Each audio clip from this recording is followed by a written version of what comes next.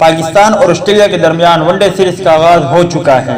अगर आप भाइयों ने पाकिस्तान और ऑस्ट्रेलिया के दरमियान वनडे सीरीज की लाइव स्ट्रीमिंग देखनी है तो किस तरह देखोगे, आज की इस वीडियो में मैं आप भाइयों को यही बताने जा रहा हूँ। अगर आपने पाकिस्तान और ऑस्ट्रेलिया के दरमियान 5वें वनडे इंटरनेशनल मैच की लाइव स्ट्रीमिंग देखनी है तो किस तरह देखोगे, पीसी या लैपटॉप में।